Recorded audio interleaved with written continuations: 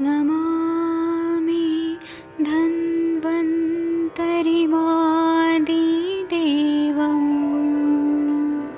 सुरासुरैर्वन्दितपादपद्मम् लोके जरारुभयमृत्युनाशं दातारमीशं विविधौषधीनां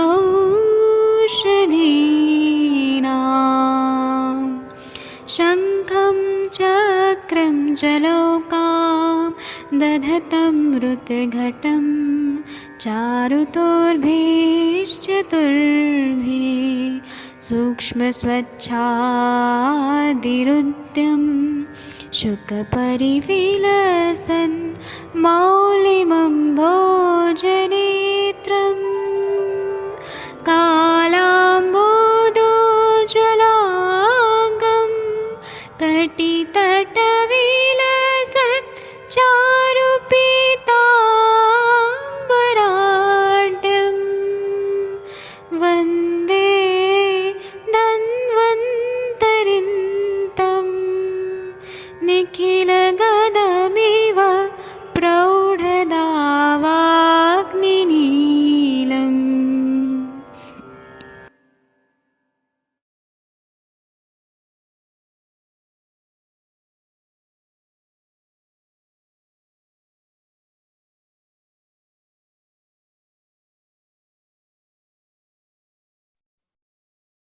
प्रणाम सभी लोगों को। मैं वैद्य अरविंद पाठक पुणे महाराष्ट्र से आप सभी लोगों का स्वागत करता हूं। सभी लोगों को कोटि कोटि प्रणाम करता हूं। आज हम लोग शोथ निदान, यह एक अध्याय जो हम लोगों ने शुरू किया था लेकिन बीच में रुक गया था कोई कारणवश, वह हम लोग अभी पढ़ेंगे। तो शोथ निदान जो है ना, ये आप लोग के स्क्रीन पे दिख रहा है। शोथ निदान जो है इसको आप लोग देखिए और फिर हम लोग इसकी व्याख्या करेंगे और चर्चा करेंगे। शोथ निदान पे क्या बताया है माधव निदान में कि रक्त पित्त कफ व्याध, रक्त पित्त कफान वायु हो दुष्टो दुष्टान बहिशिराः नित्यरुद्गतस्तैर्हि कुर्यात् त्वंगमांस संशयम् उच्छेदं सहतं शोथं तमाहुर्निचयादतः सर्वं हेतु विशेषस्तु रूप वात्मकम दोषः पृथक द्वहि सर्वे अभिघात विषादपि।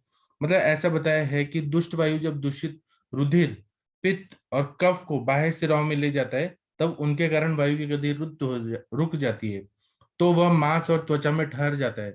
दोषों के समुदाय से जिस स्थान पर वायु रुकता है वह स्थान ऊंचा और कठोर हो जाता है, उसे शोथ कहते हैं। विशेष कारणों से और रूप के भेद से शोथ 9 प्रकार के होते हैं।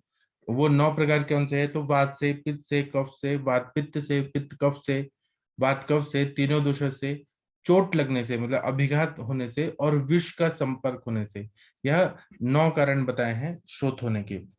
टीकाकार क्या बोलते हैं?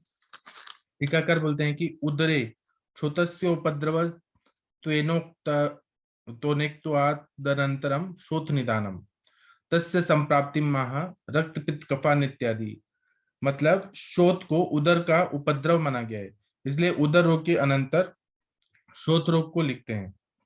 सर्वप्रथम शोथ की संप्राप्ति लिखते हैं यथा रक्त पित्त इत्यादि।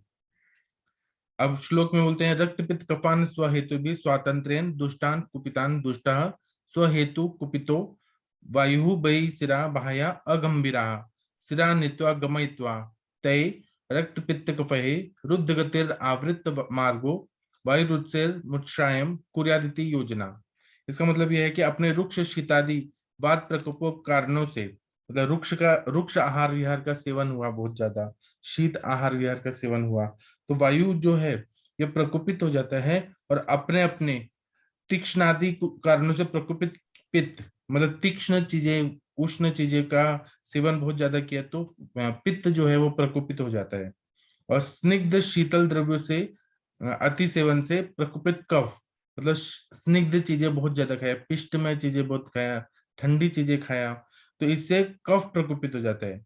एवं रक्त को प्रकोपित करने वाले कारणों से प्रकोपित रक्त, इन तीनों को शरीर के बाह्य अर्थात उत्तान जो अधिक गंभीर न हो सिराओं में ढकेल देता है। तत्पश्चात वही प्रकोपित कफ पित्त रक्त पित्त और कफ बाह्य सिराओं में पहुंचकर वायु के मार्ग को रोक देते हैं। मतलब क्या होता है कि वायु के मार्ग जो है उसको रक्त, पित्त और कफ जो बढ़ गया है, विकृत स्वरूप में बढ़ गया है, वो वायु के मार्ग को रोक देते हैं। इस प्रकार इन दोषों से रुका हुआ वायु शरीर में उत्सेद, अगर कहीं पर भी वायु को चलने का रास्ता नहीं रहेगा तो वायु क्या करेगा कि इनको ही, दोषों को ही मिलाकर उत्सेद कर देता है और उठाव उत्पन्न कर देता है और शोथ रोग की उत्पत्ति हो जाती है। फिर बोला है कि बहिशिरा शब्देना अत्रा गंभीरस्तयोक्तानां स्त्रोतसामपि ग्रहणम त्वंगमास संशयमित्यनेन व्रणशोतात् भेदं दर्शयति। अष्टसु व्रणवास्तुषु व्रणशोतस्य संभवात् यदुक्तं सुश्रुतेन त्वंगमास्सिरा स्नायु अस्ति संधि कोष्ठ मर्माणि मर्माण्यत्यष्टौ व्रणवास्तुनि भवन्ति। सुश्रुत सूत्र सन अध्याय 20 इति। सहतं सहनात्मकं कुतः संहितात् आत्मकमित्यत आह निचयादत इति। अतो अस्मात् पूर्वोक्ता रक्त सहित दोषत्रय समुदायात् एतेन रक्त सहित त्रयोदश जन्यत्वमस्योक्तम भवति। सर्वमित्यादि सर्वमिति पूर्वेण सम्बध्यते। सर्वम उच्चेदम श्रोतमाहुरित्यर्थः। हेतु विशेषे रीति दोषत्रयाभिघात प्रभृतिभिः कारण भेद्योर्वा रूप भेद तस्मात् सर्वम नवात्मक माहुरिति पूर्व क्रियाया संबंधः। सर्व हेतु विशेषे इति पाठांतरे सर्वेषां हेतुर्विशेषे रित्यर्थः द्रव्य द्रव्य रीति द्वंद्वे सर्वे स्त्रीभिः। इसका मतलब यह है कि ये जो वायु जो है वह खुद भी प्रकोपित हुआ है और पित्त भी प्रकोपित हुआ है, कफ भी प्रकोपित हुआ है, रक्त भी प्रकोपित हुआ है। तो ये जो ऐसा बताया है कि ये वायु के मार्ग को अवरुद्ध कर देते हैं और फिर उत्सेद उत्पन्न हो जाता है। बहिशिरा शब्द से यहाँ पर उपरिस्थ अर्थात गंभीर ऐसे स्रोतों का ग्रहण हो जाता है। त्वंग मांसंशयम, और त्वचा और मांस में होने वाले इस विशेषण को इस शोध का व्रण शोध से भेद दर्शाते हैं। 8 व्रण वस्तु होते हैं जिसमें व्रण हो सकता है, जैसे कि सुश्रुत में कहा है। अब व्रण शोथ अलग होता है, शोथ अलग होता है। तो व्रण वस्तु जो रहते हैं वो 8 होते हैं जो व्रण शोथ करते हैं। तो व्रण के क्या होते हैं? त्वचा, मांस, शिरा, स्नायु, अस्थि, संधि, कोष्ठ और मर्म, ये 8 व्रण वस्तु होते हैं, व्रण संभव स्थान होते हैं। मतलब कहाँ कहाँ पे व्रण शोथ हो सकता है? तो त्वचा में हो सकता है, मांस में हो सकता है, सिराओं में हो सकता है, स्नायु में हो सकता है, अस्थि में हो सकता है, संधि में हो सकता है, कोष्ठ में हो सकता है और मर्म प्रदेश में व्रण शोथ हो सकता है। उसके बाद में क्या बताया है, और ये सब एक एक चीज जो है वह बहुत ध्यान देने योग्य है। सहत का अर्थ है कि अत्यंत सहत अर्थ या अत्यंत ठोस या कठोर या जमा हुआ, उसे सहात्मक क्यों कहा गया? इसका उत्तर है कि निचय से, अर्थात पूर्वोक्त रक्त से तीनों दोषों के समुदाय से जब चारों का संग और चमघट हो जाता है तो उस तत्पर शोथ हो जाता है। इस निश्चय विशेषण से शोध को रक्तयुक्त दोष समुदाय जन्य समझना चाहिए। यहाँ पर सर्व शब्द से संबंध पूर्व उत्सेद शब्द से होता है। इस प्रकार उत्सेद मात्र को शोध कहते हैं। उत्सेद मतलब जो चीज ऊपर उठा हुआ है, उभार हो गया है, उसको शोध कहा गया है। हेतु विशेष अर्थात वातति दोष से अभिघात से होने वाले भिन्न भिन्न कारणों से जो रूप भेद प्रकट होते हैं, उन भेदों से वह शोध 9 प्रकार का हो जाता है।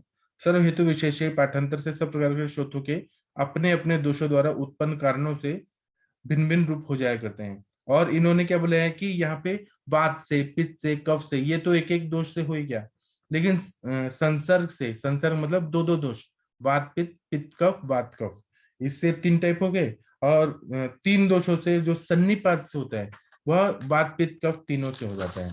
फिर बताते हैं कि उदर रोग में शोथ एक भयंकर उपद्रव के रूप में परिणत हो जाता है, इसलिए उदर रोग के बाद स्वतंत्र कारणों से होने वाले शोथ रोग का वर्णन करते हैं। लघु रुक्षितादि वात प्रकोप गुणों के अतियोग से शरीर में जब वायु का प्रकोप हो जाता है तो वायु दूषित होने पर शरीर में अव्यक्तावस्था सी हो जाती है, जो साधारण से स्व प्रकोपक कारणों से रक्त धातु तथा पित्त और कफ इन दोनों की भी दृष्टि विशेष रूप से हो जाती है। इस प्रकार जब रक्त सहित तीनों दोष प्रकोपित हो जाते हैं तो अब सर्वप्रथम दुष्ट वायु शेष रक्त और पित्त और कफ इन तीनों को शरीर के बाह्य सिराओं में जब ढकेल देता है और यह तीनों अति प्रकोपित होकर वायु के मार्ग को भी रोक देते हैं, तब जब वायु निकलने की चेष्टा करता है तो निकल नहीं पाता है क्योंकि रास्ता जो है वह अवरुद्ध हो गया है। और जहां पे ख वैगुण्यता मिलेगी, जहां पे वीक पॉइंट मिलेगा, वहां पर उत्सेद हो जाता है। त्वचा और मांस में उत्सेद होकर उभार सा उठ जाता है, और ऐसा समझिए कि शरीर में तूफान सा उठ जाता है। उस उत्सेद व शो उफान को शोथ या प्रचलित में सूजन कहते हैं, या सोजा कहते हैं, या सोई कहते हैं। भिन्न भिन्न कारणों से होने वाले शोथ के निम्न निम्न लक्षण होते हैं। भिन्न भिन्न लक्षणों से वो 9 प्रकार का होता है, जैसे कि वातज, पित्तज, कफज, वात पित्तज, वात कफज, पित्त कफज, त्रिदोषज व सन्निपातज। अभिघातज भी होता है और विषज भी होता है, जो विष के संपर्क से हो जाता है, या अभिघात चोट लगने से शोथ हो जाता है। इस प्रकार शोथ के वह 9 भेद प्रदर्शित किए हैं। उदाहरण के लिए वात प्रकोप कारणों से वातज हो गया, वात पित्त प्रकोप कारणों से वात पित्तज हो गया, चोट लगने से अभिघातज हो गया, और विष का संपर्क होने से या विष के प्रकोप से विषज शोथ हो जाता है। इस तरह से इन्होंने 9 तरह का शोथ बताया है। अब ये शोथ के बारे में और ग्रंथों में क्या बताया है उस पर हम लोग चर्चा करेंगे, क्योंकि हमें ना संप्राप्ति, हेतु, ये सब जानना बहुत जरूरी है। क्योंकि हमारे पास जब पेशेंट आते हैं तो हमें ना उनका डायग्नोसिस करते हुए एकदम अच्छे से आना चाहिए।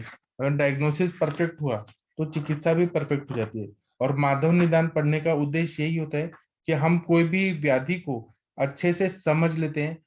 डायग्नोसिस अगर अच्छा हुआ तो फिर हमें चिकित्सा करना बहुत आसान हो जाता है। शोथ की व्याख्या क्या किया गया है?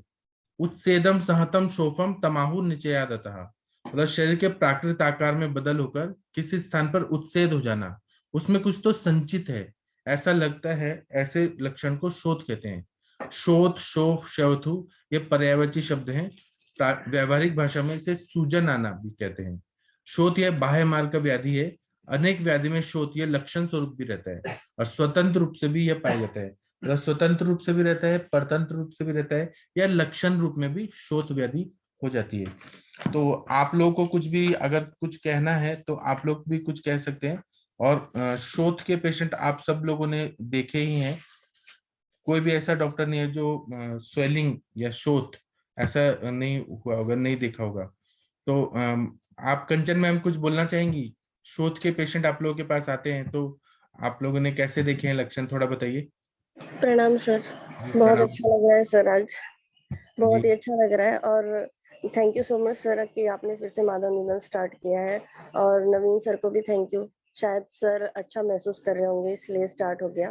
जी सर ये बहुत पेशेंट देखे हैं मैंने इसके, जिसे आपने बोला कि स्वतंत्र और परतंत्र, तो इसमें सही में ऐसे ही दिखते हैं पेशेंट। स्वतंत्र में तो जैसे कि किसी को चोट लगी वहां पे भी शोथ दिखता है बहुत बार।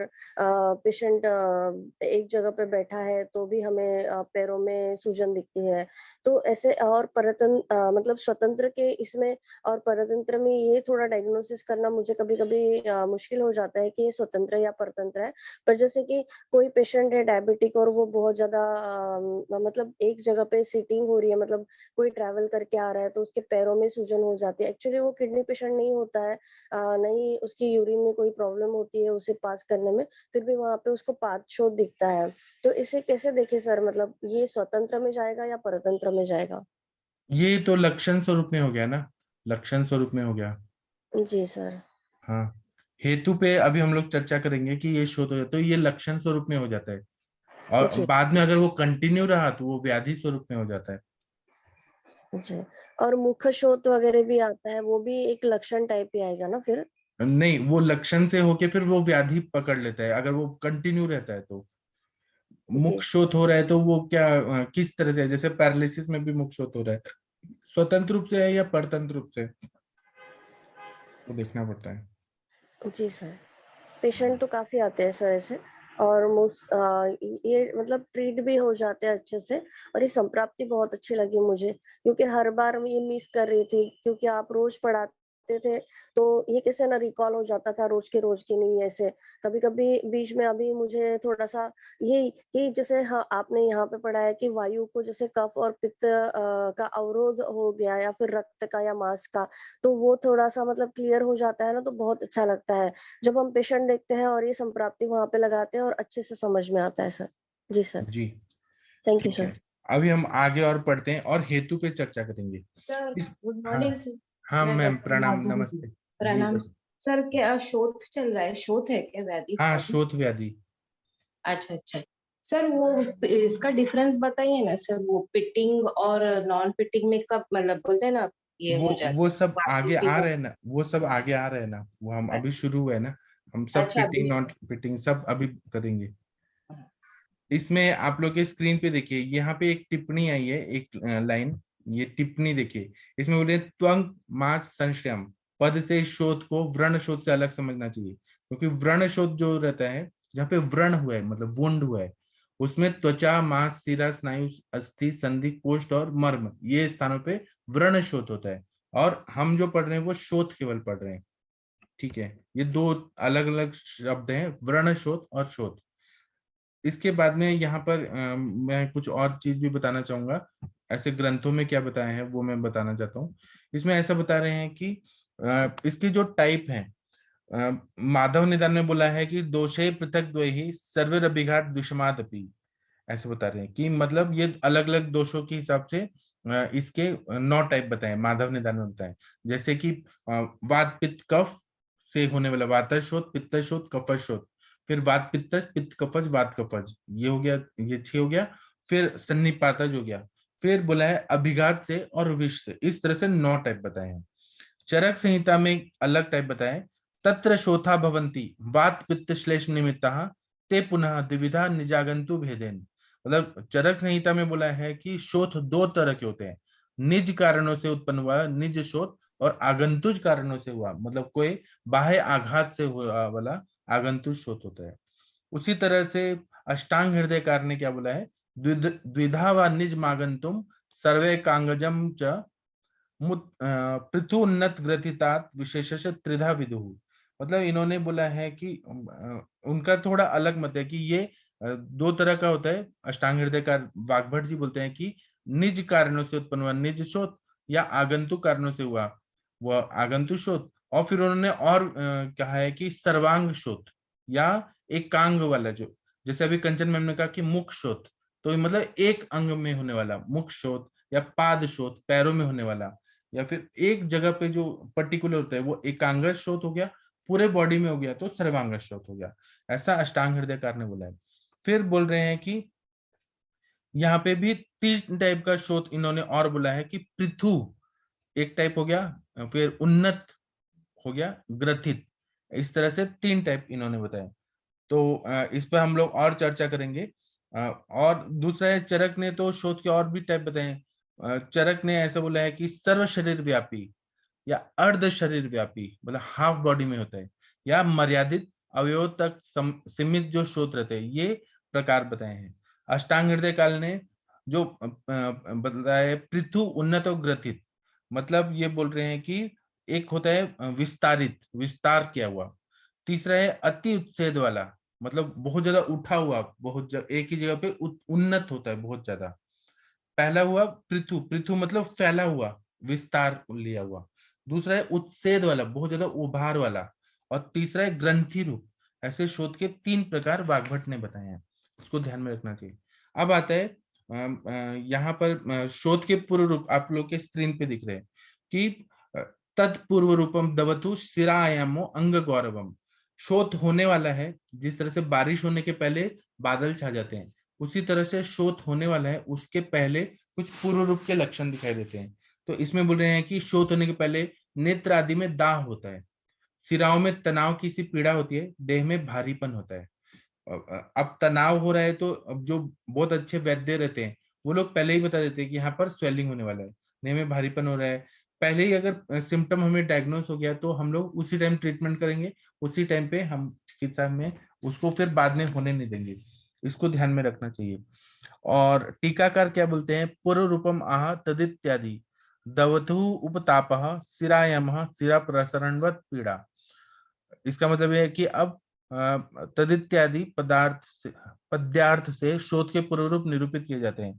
दवतु शब्द का अर्थ है उपताप, अर्थात शोथयुक्त अंग में, अथवा सर्वांग शोथ में सारे शरीर में जलन हो जाया करती है। अंग दाह रक्त और पित्त के प्रकोप से होता है। सिरायमः का अर्थ है सिराओं में प्रसरण, खिंचावट या तनाव होने से उत्पन्न होने वाली पीड़ा। यह लक्षण वात प्रकोप से हो जाता है। अंग गौरव मतलब अंगों में भारीपन, यह लक्षण कफ प्रकोप से हो जाता है। मतलब अगर खिंचावट हो रही है बहुत ज्यादा, तनाव हो रहा है, तो ये किससे होगा, वायु से होगा। अगर बर्निंग सेंसेशन हो रहा है तो पित्त से होगा, और भारीपन हो रहा है, अंग गौरव टाइप हो रहा है तो वह कफ से। मतलब तीनों दोषों के यहाँ पे सिम्टम्स आ जाते हैं पूर्व रूप अवस्था में। शोथ के पूर्व रूप में बताते हैं कि शोथ होने से पूर्व एकांग या सर्वांग में जहां पर शोथ होना होता है जलन सी होती है। यह दाह और जलन पित्त प्रकोप से हो जाता है।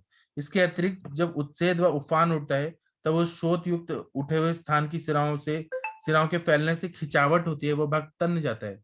यह स्वाभाविक आयाम से शोथ युक्त भाग में पीड़ा का अनुभव होता है। मतलब पेशेंट को ऐसा लगता है कि पेन बढ़ गया है बहुत ज्यादा, क्योंकि सिराओं में तनाव हो रहा है। तनाव क्यों हो रहा है? कोई भाग उत्सेद हो रहा है, ऊपर उठ रहा है, तो इसीलिए बहुत ज्यादा पेन होने लगता है। वहां पे कंसिस्टेंसी है ना वो विकृत होने लगती है, स्थान संशय हुआ रहता है। उसके बाद में बता रहे हैं कि दाह होने लगता है, और सिरायाम जब होता है, सिराओं में तनाव होता है तो मन उद्विग्न सा रहता है वहां, क्योंकि पेन होने लगता है। उसी तरह से उत्सेद या शोथ के कारण शरीर में भारीपन रहने लगता है। उसके बाद में दवथु बोल रहे हैं, दवथु मतलब आंखों में जलन होने लगती है।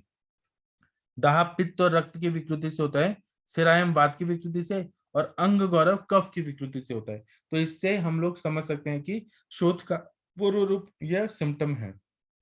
आप लोगों ने पेशेंट जरूर देखे होंगे कि ऐसे पहले ही कुछ कुछ ऐसे लक्षण आ जाते हैं तो पता चलता है कि यहाँ पर स्वेलिंग होने वाले हैं। तो डॉक्टर अनुरिता मैम, आप कुछ बताना चाहेंगी? अगर आपने पूर्व रूप अवस्था में पेशेंट को देखे हैं कि वहां पे सिरायम हो रहा है, कुछ ऐसा हो रहा है कि पता चलेगा कि शोथ होने वाला है? सुप्रभात सर। हाँ सर, ऐसे देखा है सर। बस इतने दिन के बाद में शुरुआत तो बहुत अच्छा लग रहा है सर। लेकिन ये जो संप्राप्ति है आपको पता भी चलता है, दूसरा पेशेंट की परसीविंग रहती है कि वहाँ पे कुछ हेवीनेस है या फिर कुछ जलन टाइप में हो रहा है, तो उसको ध्यान में आता है। और ये यूजुअली जब हमें लगता है, बॉल बॉल लगती है, तो ये पर्सनली परसीव किया हुआ है कि वहाँ पे शोथ डेवलप होता है। ध्यान में आता है कि यहाँ पे विसूजन होगा। आंख पे कई बार लगी मुझे, बहुत डेडली ये लगे, तो वैसे भी वहाँ सिराए का पूरा ये हो जाता है ज्यादा। और फिर राउंड अबाउट कुछ घंटे के बाद में आती है शो, लेकिन पता चलता है सर आघातजन्य भी, और जो पर्टिकुलरली आपको पता चलता है कि भी पैर में है या कहीं पे। बाकी किडनी वगैरह वाला शोध तो अलग है सर। जी, किडनी वाले शोथ कैसे होते हैं थोड़ा बताइए, सभी लोगों को सीखने को मिलेगा। सर एक्चुअली हर पेशेंट में नहीं, लेकिन जिस पेशेंट का किडनी फेलियर में रिटेंशन वगैरह, मतलब क्रेज जन्य संप्राप्तियां रहती है, वहां पे उनका पांडुजन्य संप्राप्ति रहेगी तो चेहरे पे। और अगर सिर्फ किडनी हाइपरटेंशन इंड्यूस सीकेडी है तो वहां पे उनके पैरों पे सूजन रहता है। कुछ लोगों का जो डायलिसिस जिनको इंडिकेट किया है, उनका पहले वाला जो लक्षण है वही रहता है कि 4+ प्रोटीन रहता है, प्रोटीन यूरिन से जाता है। और दूसरा चीज पेशेंट की जो भी संप्राप्ति अग्निमांद्य, सीवियर अग्निमांद्य रहता है। पेशेंट का पानी पूरी तरह से, एलोपैथ लोग तो स्टॉप करते हैं, लेकिन मेरे अभी जो मैंने परसों डिस्कस किया था, जो यंगस्टर पेशेंट एमकेडी वाला, अभी आधे घंटे में उसका पंचकर्म शुरू होगा, तो वो पेशेंट को शोथ वगैरह कहीं भी नहीं है, बिकॉज पेशेंट का मेडिसिन इंड्यूस्ड है, 9 उसका क्रिएट है, यूरिया भी उसका 150 के अबव है, लेकिन कहीं पे भी शोथ नहीं है। लेकिन क्षय है, वीकनेस है, शोष टाइप ऑफ ये है, तो हर जगह पे शोथ नहीं रहता है। लेकिन जहाँ पे भी आपको मतलब ऐसे कंडीशन में आप जैसे पेशेंट का ट्रीटमेंट शुरू करते हो, पुनर्नवा, गोक्षुरादि, चंद्रप्रभा, दीपन पाचन, पेशेंट का सबसे पहले वजन कम होने लगता है, एंड दैट इज एक्चुअली शोथ कम होता है वहां पे, क्योंकि क्लेद जो पूरी स्रोतों से बाहर निकला होता है वो शोथ दिखता है। यूजुअली पेडल एडिमा है, एब्डोमिनल एडिमा है, और कुछ पेशेंट रहते हैं कि जिनका हाइड्रोनेफ्रोसिस रहता है, उनका रेट्रोपेरिटल ऑर्गन होने की बजाय पीठ की जो इलेक ओसास है बैक साइड में, वहां पे आपको टेंडरनेस दिखता है या कभी शोथ। बट अदरवाइज आपको पैरों में और अक्षिकूट शोथ की स्पेसिफिक साइन है, जहाँ पे पेशेंट 7 ग्राम 6 ग्राम पे जैसे ही पहुंच जाता है उसके चेहरे पे सूजन दिखने लगता है आपको। जी ठीक है। और किसी को कुछ बताना है तो बता सकते हैं, नहीं तो हम शोध के निदान पे जाते हैं। शोध का निदान समझना बहुत जरूरी है। हेतु समझ है तो फिर हम लोग को आगे संप्राप्ति समझ आती है, संप्राप्ति समझ आती है, फिर लक्षण देख के और अच्छे से वो व्याधि को समझ आते हैं। ठीक है, तो आप लोग सुनिए, आप लोग के स्क्रीन पे आ रहा है शोध के निदान। इसमें ऐसा बताया है कि शुद्ध्याम आमया भुक्त कृष्या बलानाम शाराम्र तीक्ष्णोष्ण गुरुप सेवा दद्यामम मृच्छाक विरोधी दुष्ट गुरुप सृष्टान निषेवणम च अर्शांस चेष्टा न च देह शुद्धि मर्मोपघातो विष्मा प्रसूति मिथ्योपचार प्रतिकर्मणा च मिथ्योपचार प्रतिकर्मणाम च रजस्य हेतु शवथो प्रदिष्टः।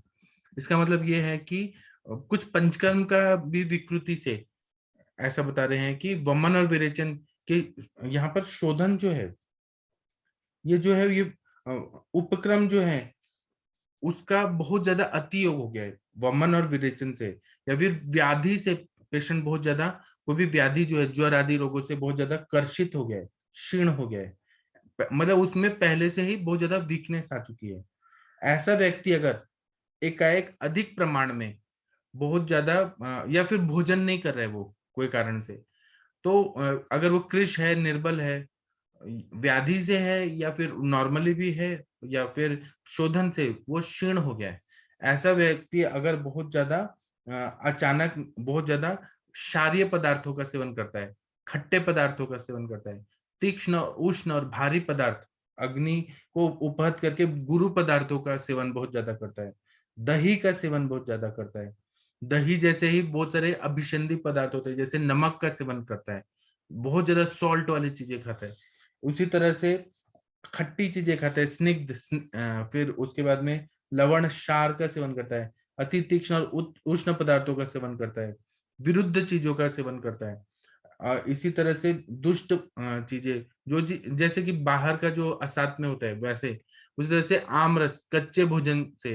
अगर मिट्टी खाता है, फिर निषिद्ध शाक बताएं, बहुत सारे ऐसे सब्जियां रहती है, शाक सब्जियां जो निषिद्ध है, परस्पर विरोधी पदार्थ खाने से, दूषित अन्न का सेवन करने से। अब दूषित अन्न जैसे कि बाहर का जो स्टॉल लगा के रहते हैं ना, कभी वो फ्रेश नहीं रहता है और लोग खा लेते हैं, उसी तरह से संयोगज विष मिला हुआ अन्न खाने से, या फिर व्याधि जैसे बवासीर होने से, अर्श व्याधि से, परिश्रम न करने से, शोधन योग्य दोषों में को शुद्ध न करने से, मर्म स्थानों में चोट लगने से, या फिर कच्चा गर्भपात होने से शोथ हो जाता है। वमन आदि का मिथ्या योग भी शोथ का कारण होता है। इसी तरह से और भी बताए हैं बहुत सारे कारण। चरक संहिता में बताया है कि अगर बहुत ज्यादा रुक्ष पदार्थों का सेवन किया जा रहा है, गर्भयुक्त अन्न जल या अन्य पदार्थों का सेवन किया जा रहा है, उसी तरह से अति संक्रमण किया जा रहा है, मतलब बहुत ज्यादा वॉकिंग वगैरह बहुत ज्यादा किया जा रहा है, अति श्रम किया जा रहा है, अति व्यायाम किया जा रहा है, इन सब से शोथ रोग की उत्पत्ति होती है। या फिर बोल रहे हैं कि छर्दी व्याधि, फिर छर्दी, अलसक, विसूचिका, पांडु, ज्वर, उदर, फिर प्रदर रोग, भगंदर, अर्श व्याधि, कुष्ठ, कंडू, पिड़का, गर्भपात, गर्भस्राव, सूतिकावस्था में मिथ्या उपचार करने से शोथ हो जाता है, मतलब ट्रीटमेंट नहीं देके कुछ और चीज किया जा रहा है। प्रदर व्याधि है, हैवी मेंसेस आ रहे हैं और कुछ उल्टा पुल्टा किया जा रहा है। भगंदर है, अर्श है, कुष्ठ है, मतलब कभी कभी। और दूसरा क्या होता है कि ये व्याधियां जो बताई, जैसे छर्दी है, अलसक है, विसूचिका, पांडु, ज्वर, उदर, प्रदर, भगंदर, अर्श, कुष्ठ, कंडू, पीड़का, गर्भपात, गर्भस्राव, सूतिकावस्था, ये सब में कभी कभी ये शोथ रोग जो होता है ये लक्षण स्वरूप होता है या उपद्रव स्वरूप होता है, तो कॉम्प्लिकेशन के रूप में होगा या सिम्टम्स, साइन सिम्टम्स के रूप में होगा।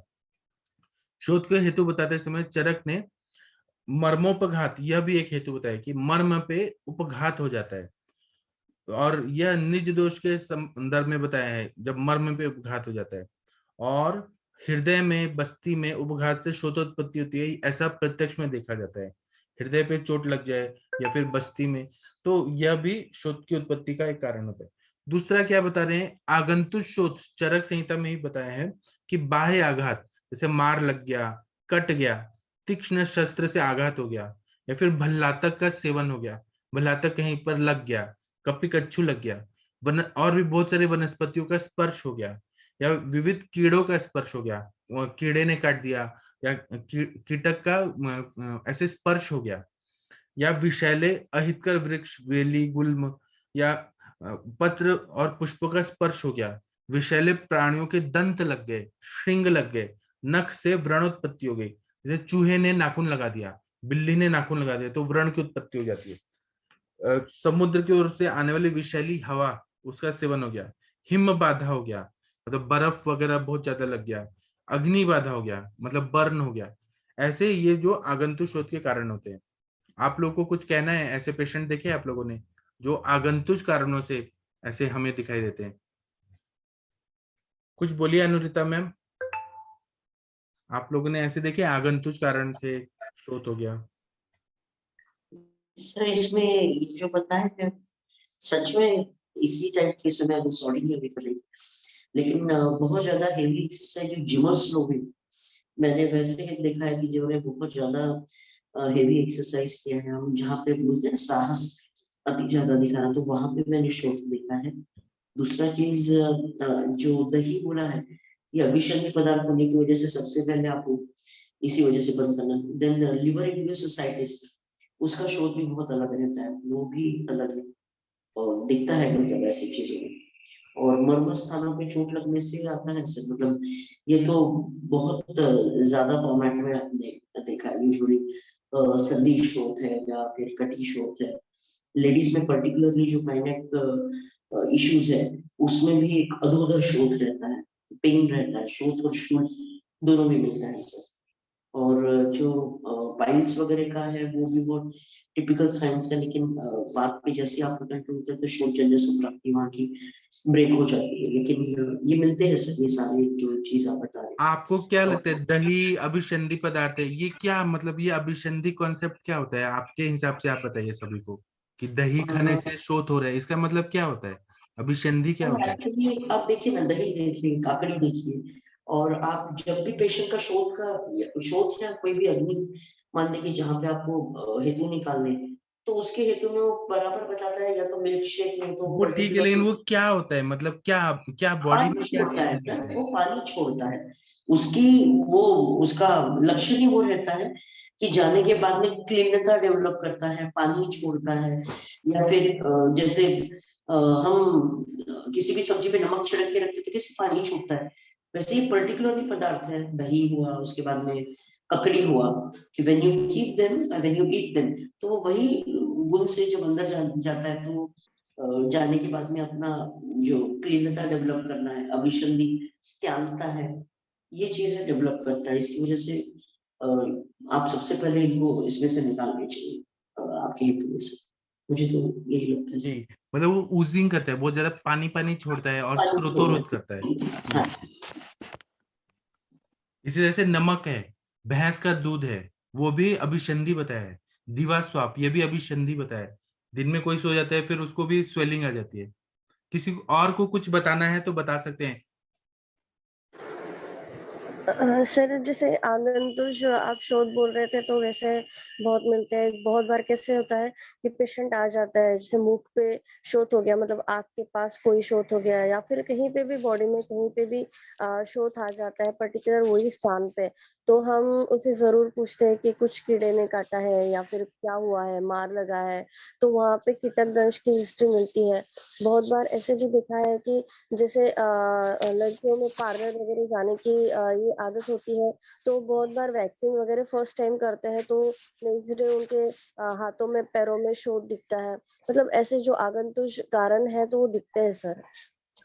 कभी मार लगने से भी दिखता है। कोई मतलब बच्चा खेल रहा है, साइकिल से गिर जाता है तो उसको नी में लग जाता है, तो वहां पे शोथ दिखता है। या कोई एक्सीडेंट में भी बहुत बार दिखता है कि पर्सन को लग तो गया है, वो बाकी अंदर एक्सरे वगैरह करने के बाद कुछ नहीं आता है, मतलब फ्रैक्चर नहीं है, पर शोथ वहां पे दिखता है। जी सर, ऐसे देखे हैं पेशेंट काफी। तो इसका मतलब चरक संहिता में जो भी चीज लिखा है वो 100% सही है, आप तो जी वचन सर, है। बिल्कुल हाँ आपका वचन है सर। जी। हाँ अनुरिता मैम, क्या बोल रही हैं आप? सर मैं आपके बच्चन मतलब ये है डेडलाइन है, इस ये आपको दिखना ही चाहिए। और अगर आपको नहीं दिख रहा है तो इसका मतलब आपका डायग्नोसिस गलत हो रहा है। इतना आप है या इतना डिफरेंशियल डायग्नोसिस सटीक है इनका। जी ठीक है मैम, थैंक यू। अभी हम शोध के सामान्य लक्षण देखते हैं। आप लोगों को कुछ बोलना है तो आप लोग बोल भी सकते हैं। अपना अपना ये क्या है ना, हम लोग चर्चा करते हैं, केवल पढ़ना नहीं है, चर्चा करते हैं, एक दूसरे से सीखते हैं। आप लोगों ने पेशेंट देखे हैं तो हम सीखते हैं, वो बहुत ज्यादा इंपॉर्टेंट है।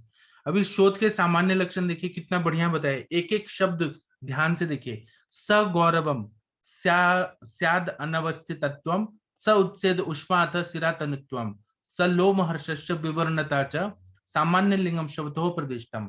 इतना अच्छा बताया है कि शोथ में क्या क्या, और ऐसी ही चीजें हमें दिखती हैं।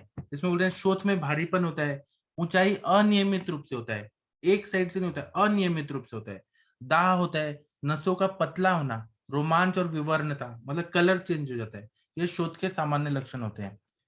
और टीकाकार जो बोलते हैं वो भी हमें ध्यान से देखना चाहिए। टीकाकार ऐसे बोलते हैं माधव निदान के कि सामान्य लक्षणम सामान्य लिंगम आह स इत्यादि, स गौरवम इति, अनवस्थितत्वम विशेषणम तथा स उच्छेदम इति। इसका मतलब यह है कि स गौरवम जो बोलते हैं, यहाँ पे गुरुता गौरवम है, और उच्छेद वहां पे हैवीनेस भी है, और उच्छेद मतलब ऊपर उठा हुआ है। यह अनवस्थित तत्व ये विशेष के विशेषण है। शोथ की अनवस्थितवा गौरव और उच्छेद युक्त होती है। सामान्य शोथ में गुरुता उच्छेद होता है, यह बताया है। इस प्रकार सभी प्रकार शोथ में उच्छेद और गौरव ये दोनों अनवस्थित रहते हैं। अंग कभी भारी रहता है, उभरा हुआ रहता है, कभी नहीं रहता है, कभी गर्मी बनी रहती है, सिराएं पतली और लुप्त सी हो जाती हैं, लोम हर्ष होता है, मतलब रोमांच और रोंगटे खड़े हो जाते हैं। शोथयुक्त शरीर के प्राकृत वर्ण ना होकर विकृत वर्ण हो जाते हैं। अभी आप लोगों ने देखा होगा कि कहीं पर भी शोथ हो जाता है, स्वेलिंग होती है, तो कलर चेंज हो जाता है। बाकी आप लोग कुछ बताइए, आप लोगों का क्या अनुभव है, आप लोगों ने कैसे देखा है पेशेंट? डॉक्टर रश्मि कदम मैम आप कुछ बताएंगी? विनीता चौहान मैम कुछ बताइए, आप लोग बोलिए, आप लोग भी। रश्मि मैम बताइए। सर मतलब इतना अनुभव नहीं है उसके, जैसे स्वेलिंग के पेशेंट नहीं देखे? सर मतलब हाँ, जो एक पेशेंट आया था बहुत सालों पहली बात है सर, रीजन कुछ भी नहीं मिला मुझे, लेकिन उनको अचानक से पूरे मतलब सर से लेके पांव तक स्वेलिंग थी, और पुनर्नवासों दिया तो 2 दिन बाद उनकी स्वेलिंग बिल्कुल खत्म हो गई सर। मैं आज तक भी सोचती हूँ कि वो पेशेंट में क्यों आया शोथ।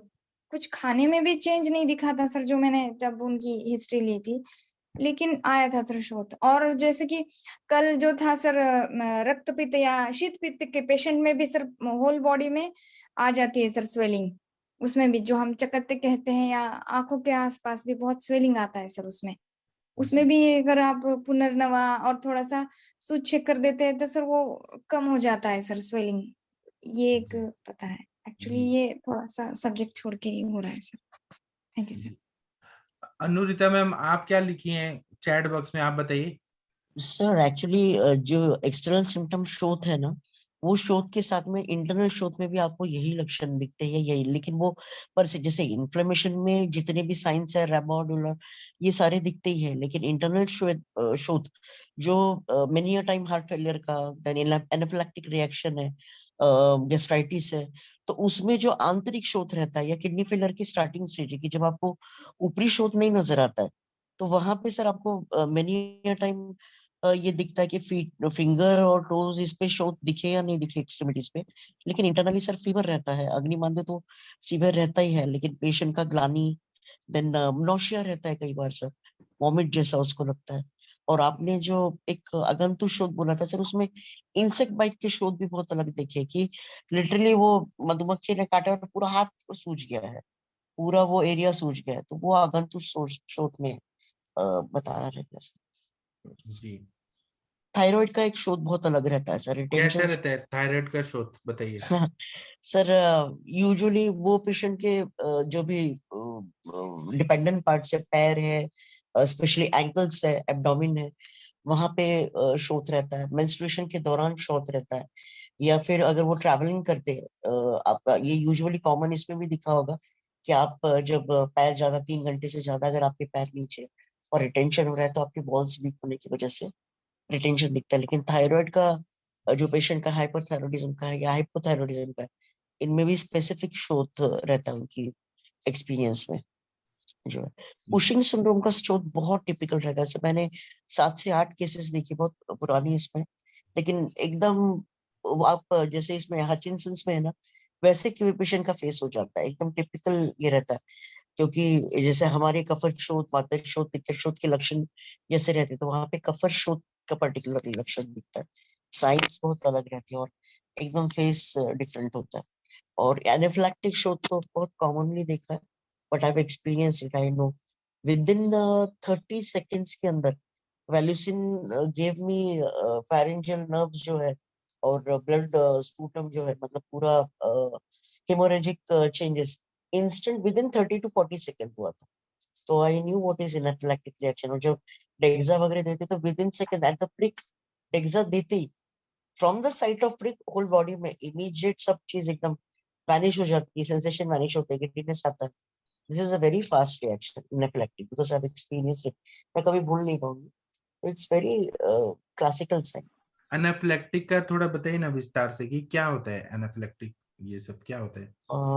सर काफी लोगों का ड्रग इंड्यूस्ड रहता है, काफी लोगों का रिएक्शन इंड्यूस्ड रहता है। मेनी अ टाइम कुछ इंजेक्शंस एक सिरिंज में नहीं देने चाहिए, उसका एक प्रोटोकॉल रहता है। लेकिन यूजुअली हमारी इमरजेंसीज में हाउसमैन या सिस्टर्स लोग अगर ट्रेंड नहीं रहते हैं, तो वो इंजेक्शंस अगर इकट्ठा हो जाते हैं, वो प्लेन डेक्सा है या बाकी का आपका विटामिन इंजेक्शन है, तो भी रिएक्शंस डेवलप हो सकते हैं। और कुछ लोगों का बॉडी का साइन रहता है, जैसे वैल्यूसिन, ये शायद 1.5 लाख के इसमें भी किसी को रिएक्शन नहीं देते। यूजुअली वैल्यूसिन is given for enlargement, for effacement, जो आपका ड्यूरिंग डिलीवरी आपका अगर 2 सेंटीमीटर डायलेटेशन जल्दी नहीं दिखता है, पेशेंट के पेन शुरू हो जाते हैं, तो बहुत इजीली कॉमनली वैल्यूसिन दिया जाता है, जिसको पिटोसिन बोलते हैं। कुछ लोगों को पिटोसिन ड्रिप रात में ही लगा दिया जाता है, कुछ लोगों को इमरजेंसी पिटोसिन ड्रिप दिया जाता है। बट द पिटोसिन कॉजिंग जिसे बोलते हैं खून की उल्टियां, हेमेप्टिमिसिस एंड जनरलाइज एनासार का, ये केस मैंने बेयर मतलब I have been experiencing that.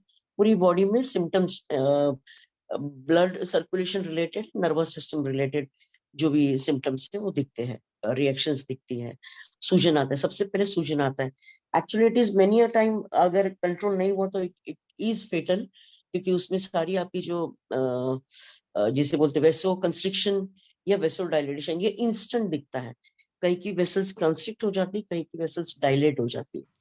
तो ये बहुत परसीव्ड ये है, बट दिखता है आपको। इंजेक्शंस यूजुअली जो आईसीयूज में रहते हैं, जिन लोगों को मालूम है कि ये ऐसे इंडिकेटेड नहीं है कि इस ड्रग का इसमें, इसलिए हम पूरी हिस्ट्री लेते हैं, किसी ड्रग का एलर्जी तो नहीं। तो it is many a time perceived also कि भाई उसको ड्रग या एंटीबायोटिक नहीं चल रहा है। और आजकल तो इतना मॉडर्न में इतना चेंजेस आ रहा है। चरक सिखाते वक्त में या अष्टांग सिखाते वक्त में वही बोलूंगी मैं, I am so proud to say कि आयुर्वेद में आज तक एडिशंस होके कुछ नहीं आया है। टीका अलग आएगी, एक्सप्लेनेशन अलग आएगा, लेकिन बेसिक कभी नहीं बदला है। आप हचिनसंस और इसके देखिए कितने वॉल्यूम्स आते हैं, या मॉडर्न मेडिसिन की कितनी एडिशंस होते हैं, कितने जल्दी उनके क्राइटेरिया चेंज हो जाते हैं। 120-80 पहले हाइपरटेंशन था, अभी 130-150 भी हाइपरटेंशन में नहीं होना चाहिए, डायबिटिक की रेंज है, उनमें भी चेंजेस आते हैं। लेकिन आयुर्वेद में बहुत सटीक है। आप मॉडर्न का शोध देखिए ना, उसमें सिम्टम टाइप ऑफ इसमें बहुत अच्छे से बताया, लेकिन जब शोध की संप्राप्ति के बाद में ट्रीटमेंट पढ़ेंगे, you will come to know कि आयुर्वेद बहुत ग्रेट है सर। तो ये जो आप खा रहे, thank you very much sir. Anaphylaxis जिन्होंने भी देखा होगा ना, वो लिख के रखना, बहुत स्पेसिफिक साइन है। बिकॉज मैंने ऐसे पेशेंट हार्ट फेलियर में उसको सिपोक्स बाहर निकालते वक्त में उसको इमरजेंसी ट्रीटमेंट देके फिर पेशेंट को रात को 1:30 बजे डायलिसिस लिया, फिर ट्रीटमेंट। तो ऐसे देखे मैंने एनाफिलैक्टिक में जाते हुए, और उसको डेक्सा एड्रेनालिन देने के बाद में निकालते। ठीक है, थैंक यू मैम। प्रणाम सर। हाँ प्रणाम मैम, बताइए। सर ये पाँव में जो शोथ होता है, दबाने पे गड्ढा पड़ जाता है, वो भी शोथ में ही आएगा ना सर? हाँ, शोथ में pitting, non pitting oedema. Pitting oedema. हाँ, जो ये एलवीएच रहता है, लेफ्ट वेंट्रिकुलर हाइपरट्रॉफी, उसमें भी स्वेलिंग आती है पैरों में। तो हाँ हार्ट रिलेटेड है, किडनी रिलेटेड है, वो भी डायग्नोसिस करना पड़ता है। जी सर। जी ठीक है, किसी को कुछ और बोलना है तो बोल सकते हैं। जी सर, आप जैसे बोल रहे थे डिस्कलरेशन दिखता है क्या, तो हाँ, वहाँ पे डिस्कलरेशन भी दिखता है, जैसे कि आघात की वजह से हो रहा है, तो वो आघात कहाँ तक गया है, मतलब मांस तक गया है या त्वचा तक गया है, तो उस पे भी हमें डिस्कलरेशन मिलता है देखने में। तो ये मतलब कभी-कभी जैसे मैंने एक पेशेंट देखा था कि जो डिओ स्प्रे रहता है ना, तो उसने मारा था, शायद वो फर्स्ट टाइम यूज़ कर रहा था वो मतलब कंपनी को। तो उसने जब अंडर आर्म्स में मारा तो नेक्स्ट डे आया था, तो मतलब उसके अंडर आर्म्स में बिल्कुल ब्लूइश रेडिश इस टाइप का कलर डिस्कलरेशन दिख रहा था।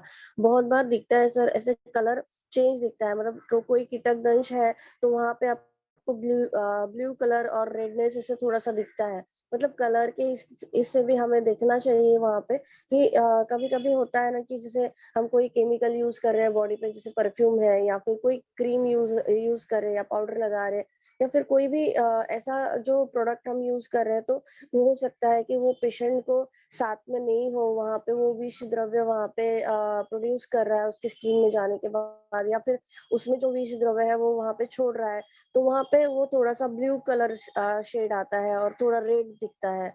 जी सर, ऐसे देखा है, डिस्कलरेशन भी देखा है।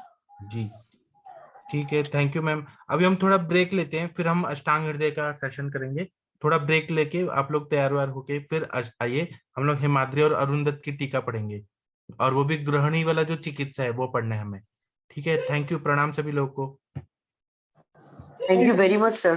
Very, very thankful. सर अब हम 7 बजे मिलेंगे, 7 AM में।